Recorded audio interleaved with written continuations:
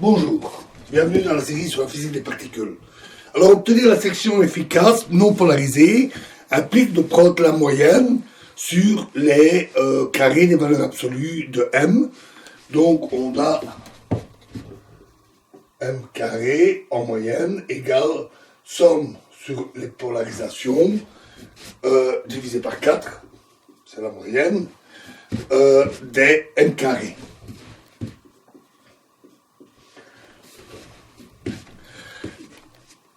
Dans le référentiel du centre de masse, la section efficace s'écrit d sigma est égal à 1 sur 4 K1 sur K2, K1 K2, fois l'intégrale d cube K, d cube K3 sur 2 oméga 3 2 pi cube fois d cube K4 2 oméga 4 2 pi cube fois 2 pi 4 fois delta K3 plus K4 moins K1 moins K2. Donc ceci revient en faire en fait la moyenne sur les polarisations entrantes, la somme sur les polarisations sortantes, fois m carré en moyenne. Et ceci est égal à 1 sur 64 oméga carré fois 2 pi carré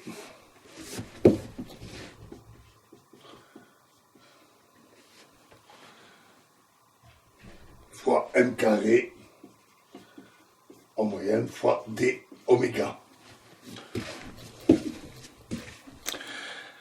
Pour effectuer la somme sur la polarisation, on peut noter que la somme sur les polarisations de f rho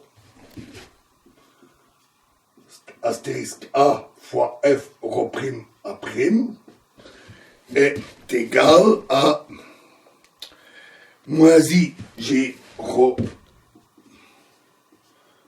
prime fois ka ka prime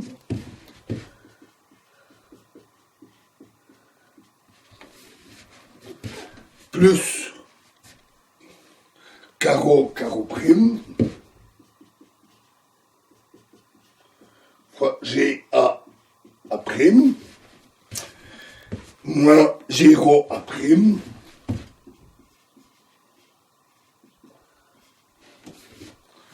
fois KA carreau prime moins G rho prime A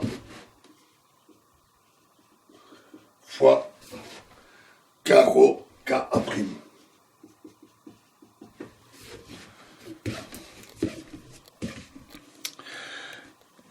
On peut alors faire le calcul complet à partir des expressions que nous avons vues.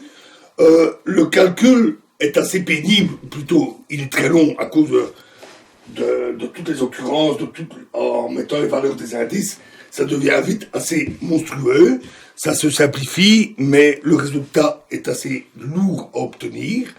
On obtient que d sigma sur d oméga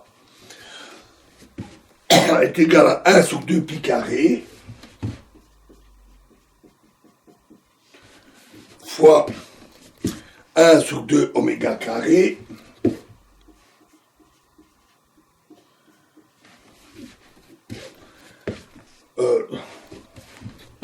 sans les parenthèses 2 oméga carré fois alpha 4 sur 90 au carré fois m exposant 8 fois 139 fois K1, K2 carré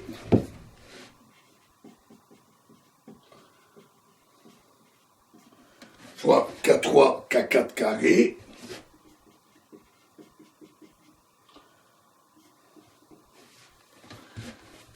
plus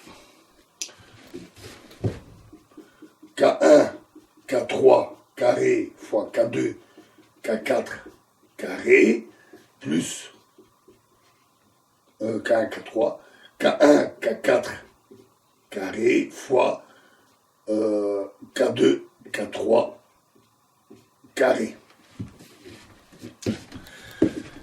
Il y a une autre combinaison invariante, la deuxième combinaison invariante qui pourrait entrer de cette relation, c'est la somme sur les combinaisons, les différentes combinaisons de K1, K2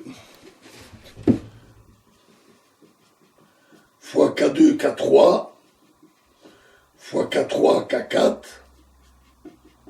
fois K4, K1. Mais on vérifie que cette combinaison est simplement la moitié de la combinaison ici. Si θ est l'angle de diffusion dans le référentiel du centre de masse, on a alors d sigma sur d grand oméga est égal à 1 sur 2 pi carré fois 139 sur 90 carré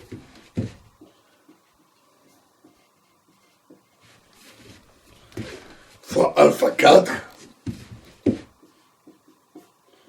fois oméga sur m exposant 6 fois 1 sur m, il me manque un carré, oui, fois 3 plus 1 cos, 3 plus cos carré θ au carré. Ceci pour oméga sur m, petit par rapport à 1, donc à basse énergie. Étant donné qu'on a la statistique de Bose, cette expression est symétrique sous l'échange de θ en pi moins θ. Et donc, pour obtenir la section efficace pour des particules de Bose, la section efficace élastique totale, on intègre obligatoirement seulement sur la moitié de la sphère unité pour ce qui est de l'angle solide.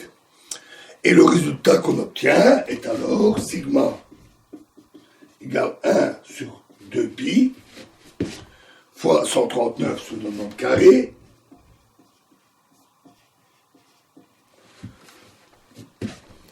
fois 56 sur 11 fois alpha 4 fois oméga sur m exposant 6 sur 1 sur m carré. Ce qui est un résultat qui est en accord avec l'estimation que l'on avait faite et qui nous donne la valeur du coefficient A qui est recherché. Notons que cette valeur de la section efficace, bien que très petite, a été observée plusieurs fois. D'abord dans des conditions un peu indirectes, dans le champ électromagnétique très intense d'un noyau, un photon peut être diffusé par un photon gamma typiquement peut être diffusé par ce champ électromagnétique. On a aussi observé ça avec des faisceaux de rayonnement gamma très énergétiques pour être dans la zone où la section efficace a la valeur maximale. Et encore récemment, ce phénomène de diffusion photon-photon a pu être observé avec le LHC. Voilà, alors, le prochain effet que nous allons attaquer, c'est le décalage Lamb. Donc, nous verrons ça dans la prochaine vidéo. Je vous remercie.